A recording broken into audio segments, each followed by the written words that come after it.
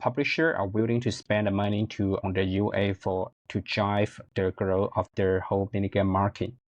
You can see the number of the advertisers grew by almost nearly 200%. It's quite crazy because last 2 years, if you talk about minigame maybe 3 years ago, nobody know what that is. But now everybody is heavily invested in this domain. If you look at the player profile or the demography, you will see a very balanced and broad and engaged player profile. The gender is almost very evenly split between the male and female. If you look at the geography, the penetration is evenly split between the high tier city and the low tier city. If you look at the core player group, young and middle-aged adult form the core user group for the 24 to the 14 years old, and almost half of them are very young age. It's 4 a.m. and we're rolling the dice. Matej drops knowledge made of gold and ice. Felix with ads making those coins rise. Jack up designs, worlds chasing the sky. We're the 2.5 gamers, the midnight crew, talking UA adverts and game design too. Matej, Felix, Shaka bringing the insight. We're rocking those vibes till the early daylight. Matej, UA, master eyes on the prize, tracking data through the cyberspace skies. Felix stacks dollars like a wizard in disguise. Jacob's crafted realms lift us to the highs. 2.5 gamers talking smack. Slow hockey stick, got your back.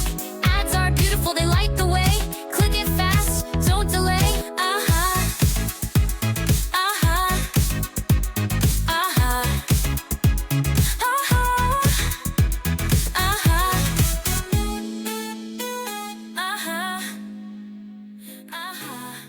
Hello everyone and welcome to today's special episode. I'm Lemon. Today we are going to talk about China's minigame. For those who don't know me, I'm Lemon. I talked about WeChat Mini-Game last year on 2.5 Gamer. I think the episode is still quite popular, and I'm a WeChat Mini-Game blogger. I have over 17,000 subscribers within the industry, and also I'm the founder of Hyperjoy.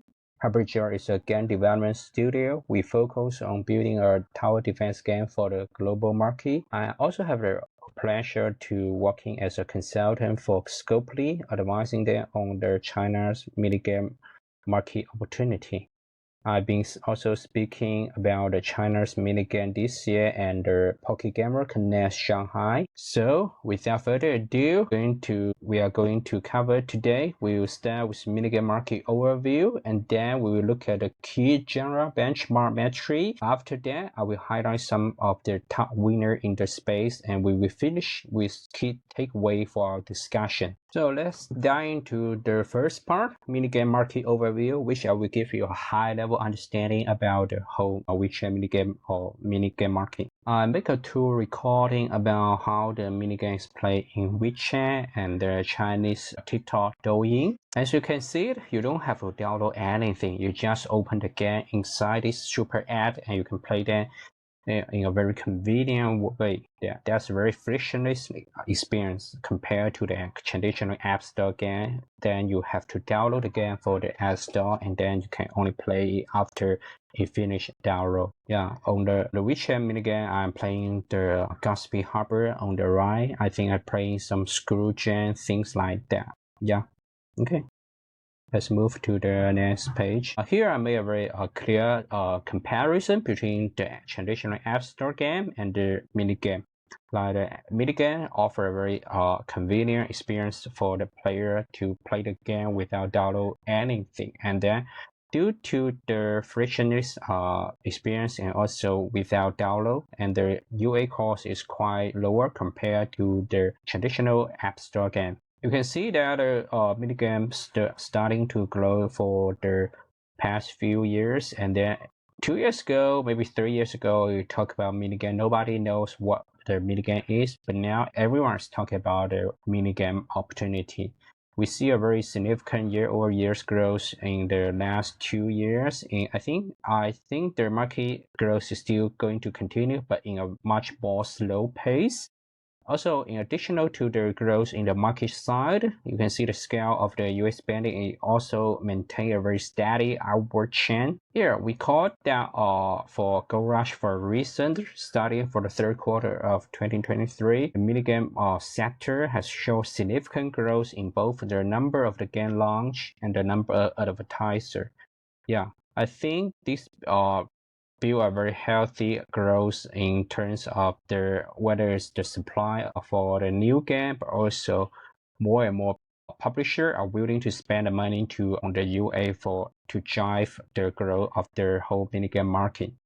You can see the number of the advertisers grew by almost nearly 200%. It's quite crazy because last 2 years, if you talk about minigame maybe 3 years ago, nobody know what that is, but now everybody is heavily invest in this domain. If you look at the player profile or the demography, you will see a very balanced and broad and engaged player profile. The gender is almost very evenly split between the male and female. And look at the geography, the penetration is evenly split between the high tier city and the low tier city.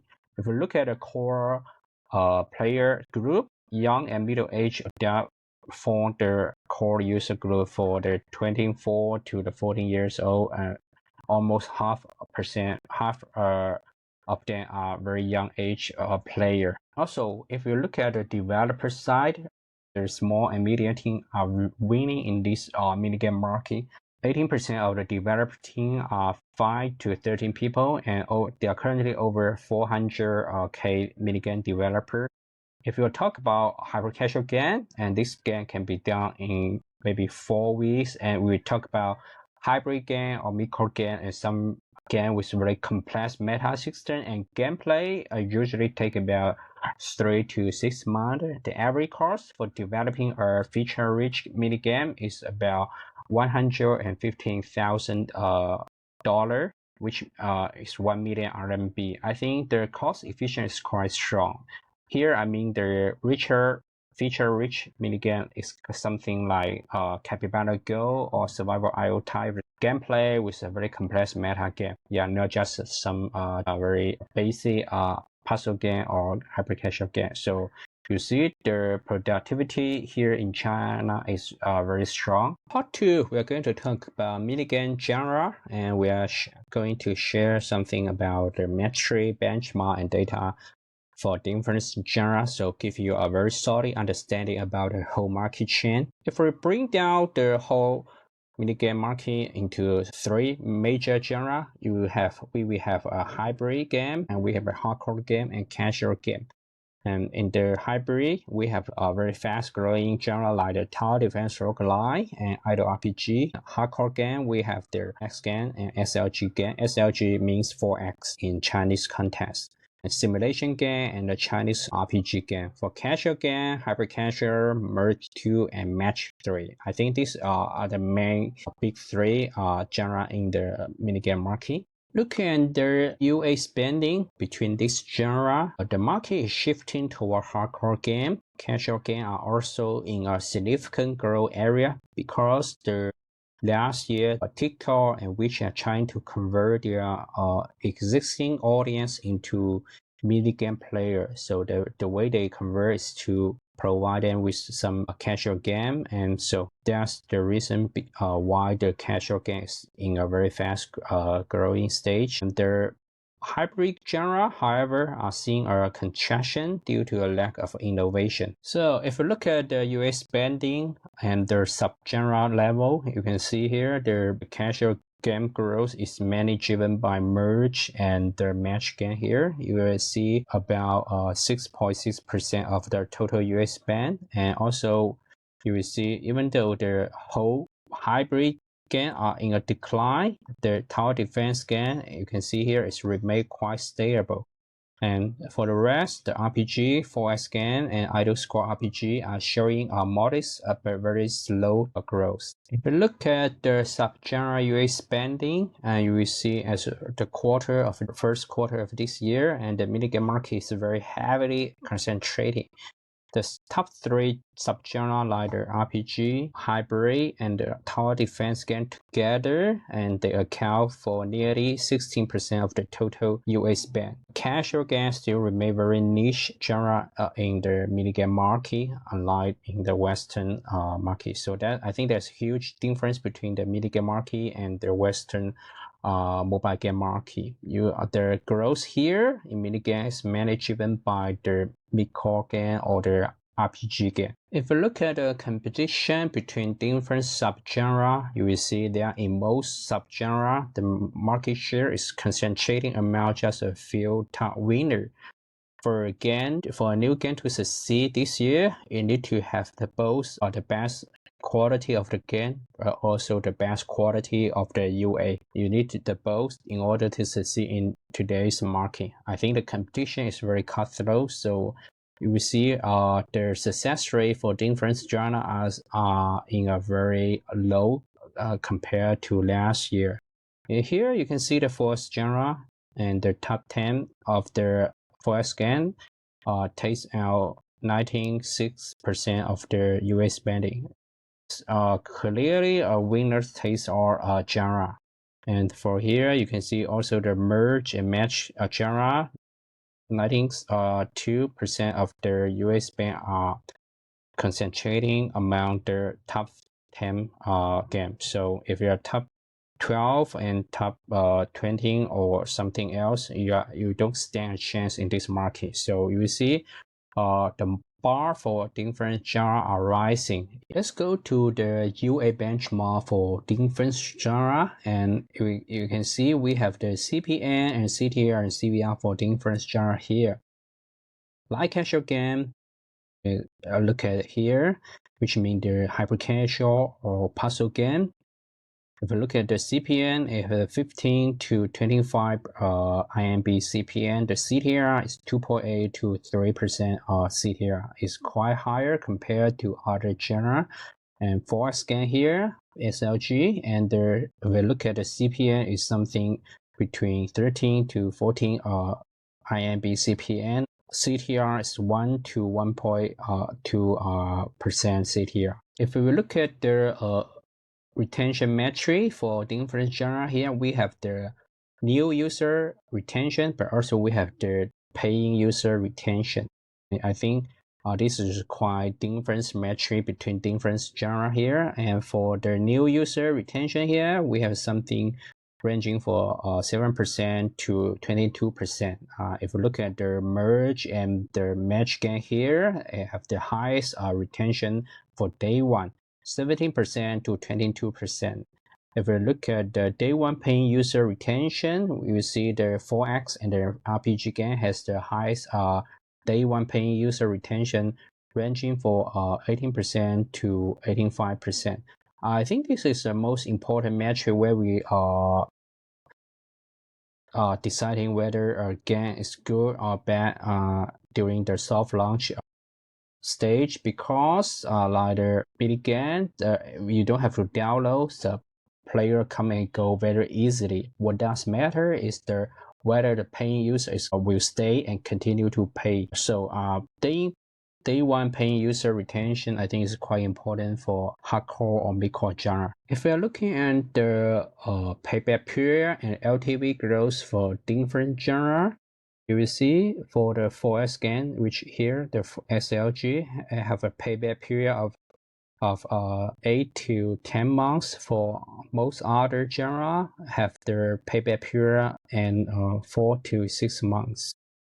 Conversely, genre like the light casual game offer very quick return, but also with a very lower LTV multiplier. LTV multiplier here means how much time can your day one LTV grow, and which means most of the top genre leader scale UA and less than 2% day one ROAS with a very strong LTV multiplier. So based on the previously discussed trends and metric and benchmark, what are the opportunity for different genre? Genres like tower defense, merge and match, and 4S game are growing. And despite fierce competition, they offer potential for new hit if you have an innovative idea. However, genre like hybrid RPG and simulation are declining and saturating and making it very difficult and challenging for the new game. And finally, genre like RPG and the idle car RPG are stable. They have seen slower growth but still offer opportunity due to more moderate competition. Next part 3, we are going to talk about new successful minigame. The first game I'm going to talk about is Ice War 3 Kingdom. It's a Whiteout Survival clone in Chinese 3 Kingdom theme. It's top grossing #1 in the WeChat Mini-Game. Very strong competitor compared with the Whiteout Survival. Let me play the UA creative. You can see they're using very similar UA creative for Whiteout Survivor, just make it in Asian 3 Kingdom theme. Their strategy is pretty simple. Copy an existing proven 4X game in the West and make it more localized theme like 3 Kingdom. 3 Kingdom is by far the best thing for 4X game.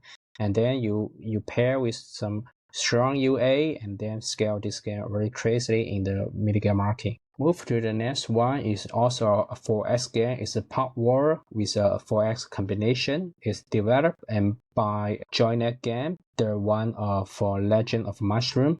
Let me play their gameplay and their UA creative together. You can see the 4X map here, and also the Popmon card and the character here. You have the card collection RPG at the beginning, and then it slowly move you toward the 4S gameplay and day 7. Game used to be the #4 grossing game in the WeChat Minigame Q1, but then experienced a slow decline over the next quarter to maybe something like the 16. Okay, let's move to the next one. This is a Lootborn Warrior, publishing by 137 Game, the one for Nobody Adventure Chapter and Puzzle Survival. If you remember, Nobody Adventure is a very original loot box RPG and used to be the #1 grossing game in the WeChat Minigame market until the Whiteout Survival come back to China to dethrone this game. Yeah, I think this one is still in a soft launch stage and there's some Western country now. You can see they are trying to use this dark RPG, action RPG theme with some loot box RPG meta system. It's performing quite well this year in the beginning when they launch. The next one I'm going to talk about Bangbang Survivor. Why I'm talking about this game is quite old, but it's still the top 3 grossing game in the WeChat Minigame market. It used to be the top #1 grossing game in the WeChat Minigame, making daily revenue more than 1 million per day, and it's developed and published by Cloud Ocean Star. Cloud Ocean Star is considered to be the heavy in China because everyone's copy Bangbang Survivor meta system. I think there's a great potential for success in the Western market by combining a better theme with a more simplified meta system.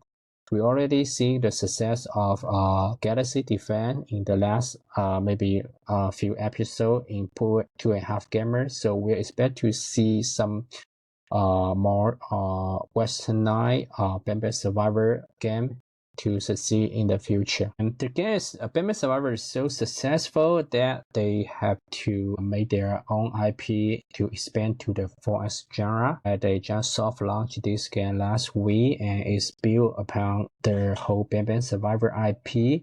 The gameplay is quite similar to King Sha with downward combination. And let me play the UA creative for you. If we play the Bangbang Survivor long enough, you know the Bangbang Survivor has a seasonal 4X game mode and the late game stage, and so maybe they validate the 4X gameplay in their previous game and then they decide to move into this full 4X game title for this IP. Moving to the next title is also developed and published by Cloud Ocean Star. Is a Lucky Defense with Bangbang Survival meta system combination. Last year, Lucky Defense subgenre is very popular. It's also very hyper saturated with almost more than 18 competitive clone. Everyone is trying to make a LD Lucky Defense clone, but only this title success.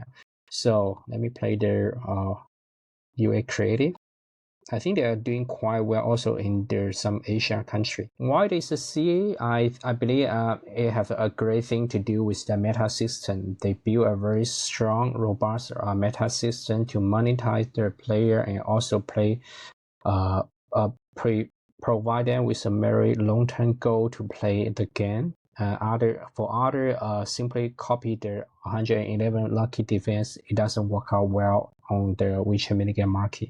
This year they also have a new title built upon the 111 lucky offense, but they changed the name to Spin Squad later.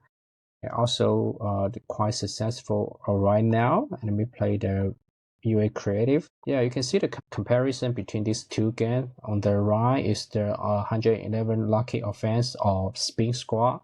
On the left, you can see there is the 冒险之星, the one developed by Cloud Ocean Star. It used a very similar art style to Ace Craft, the Cuphead cartoon style. And the Cloud Ocean game also have external studio working on Thronefall plus Bangbang Survivor meta system game. This game is also doing quite well this year in the WeChat Mini-Game. It's grossing 20 in the market. Basically, it's refine their King Thronefall meta gameplay with the Bangbang Survivor meta system is doing quite well, but they don't have the 4x like the King Shot. Moving to the next one is the Backpack Tower Defense with Bangbang Survivor meta system is also developed and published by Cloud Ocean Star.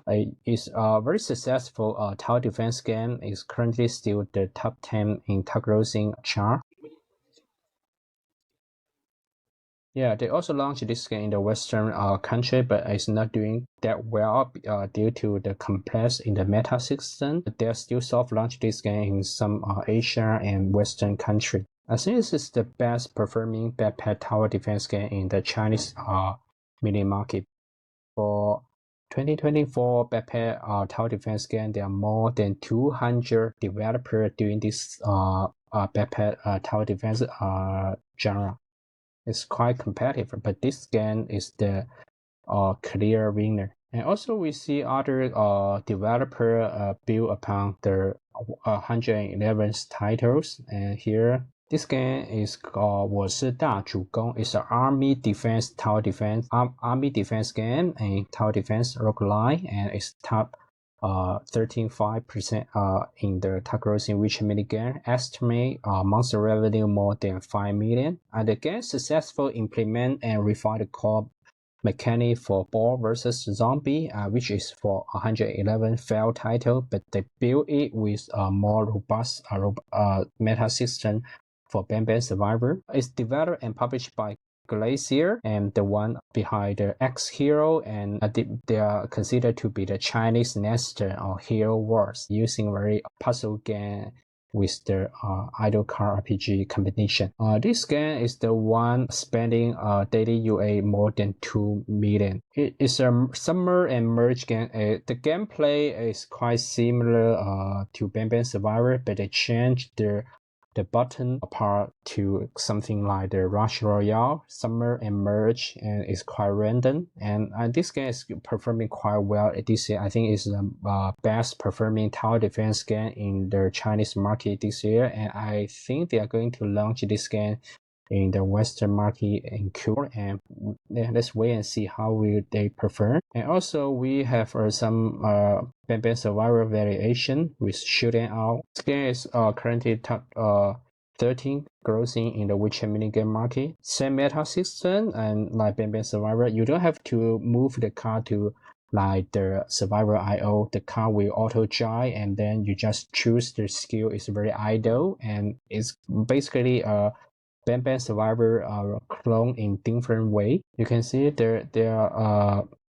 UA creative is quite stunning. Happy is also invest in the Minigame market.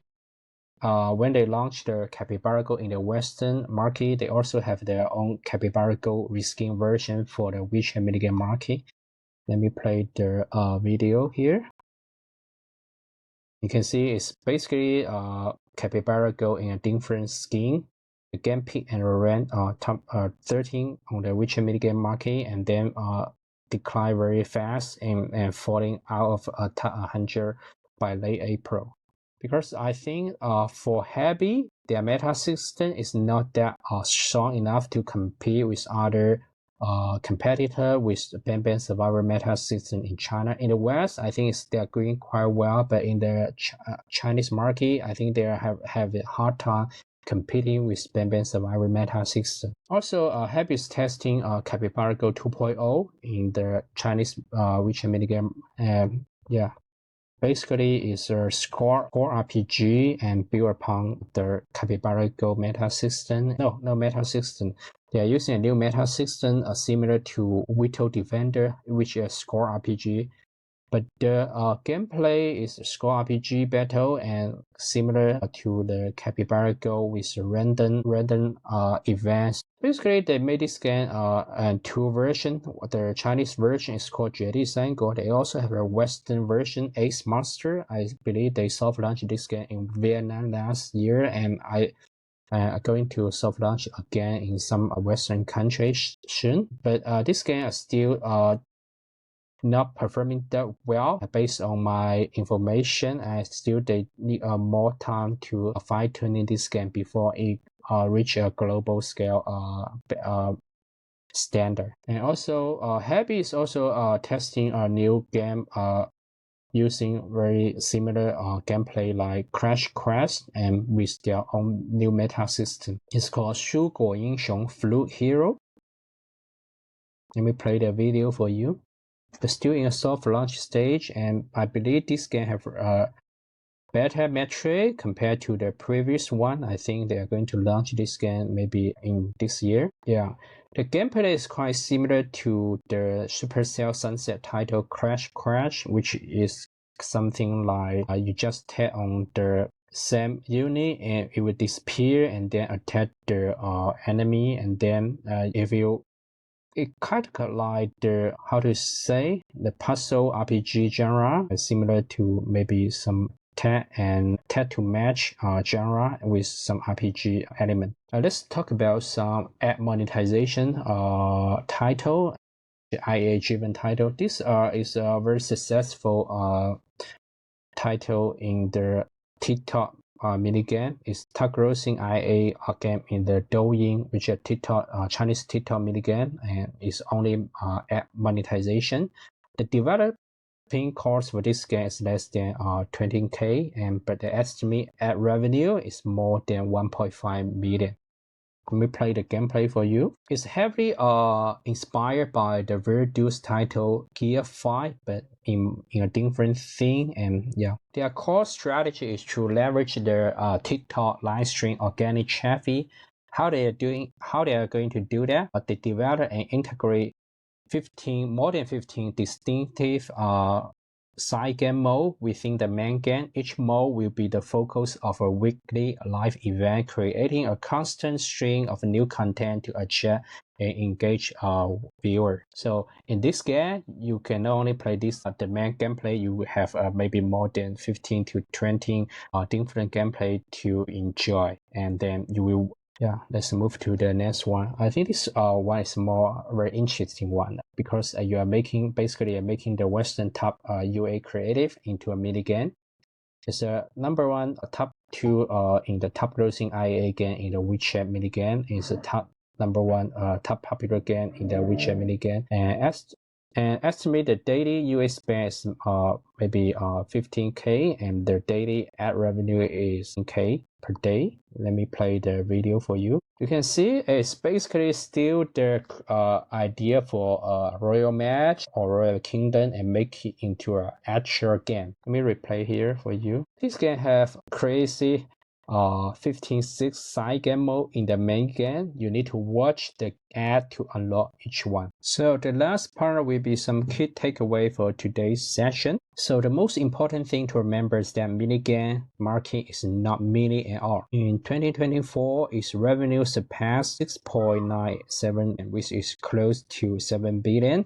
It has over 500 million monthly active users and support over 400,000 developers. Most of them are small to medium-sized teams. So I think the markets continue to grow, but at a very slow pace compared to previous year, and it still presents a huge opportunity for the great game and also a great team. Some chain we are seeing is the west to east chain, major global power big player like Supercell and Century Game. They are bringing their game to the WeChat Mini-Game.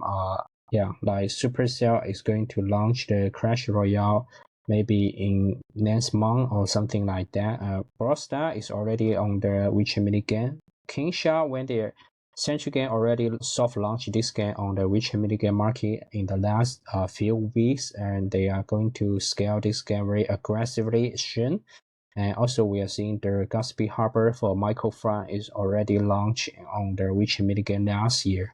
It's doing pretty good. As more and more Chinese game are scaling very aggressively in the Asia country, we are also expecting to see more successful WeChat Mini-Game into the Western region. The challenge is that their meta system is too complex. If you try to make it successful, you must to simplify the gameplay, simplify the meta system in order to succeed in the Western region. Let's wait and see. I believe we will see more titles like Galaxy Defense, Legend of Mushroom, some new minigames succeeding in the Western country in the near future. Also, there's a lot of iteration, innovation, genres opportunity happening in the whole minigame market. You see here the top genre are experimenting a lot of new innovation idea like tower defense with roguelike, social with tower defense, and the RPG here with social plus RPG, and also the 4X game. You see idle arcade with 4X game, simulation with 4X game can play. The casual one, we already saw the one trying to turn the UA creative, save the king into the actual gameplay. So there's a lot of innovation and iteration happening here, not just simply copycat for the Western title. I think there's all a very strong team here doing some very great innovation in different genres. So involving a minigame, I think there's only 4 key takeaways for this session. The one is minigames not mini. It presents a huge opportunity for a great game and great team. If your game is doing quite well in the Western market, you can find a local publisher to help you to publish your game in the minigame market. I think it's going to do quite well as well. For the west to the east, big player like Supercell and the Century Game are already in the minigame market. Who else? Maybe Scopely, maybe some other big player we also in this space. And east to global, we already see the success story like the Bangbang Survivor in the Asia market, a Legend of Mushroom, and the Galaxy Defense. And so we are expect to see more successful minigame in the global market. And also, if you're a publisher or investor and try to find a great team here in China, I think there's a great abundance of them, like especially in the 4X genre, midcore genre, and the tower defense merge too. I think in this genre, the Chinese developers are leading up the global chain. So I think there's a great opportunity here, whether you're a publisher trying to find some new great game, and also you're an investor trying to find more great team to invest in. I think you should not miss a Chinese minigame. So that's it. Thank you for your time. If you'd like to connect, you can find me on LinkedIn, or you can add me on WeChat by searching the Chinese name 柠檬游戏说 on WeChat. And hopefully next year, maybe we see some new minigame change. I'm looking forward to share with you next year.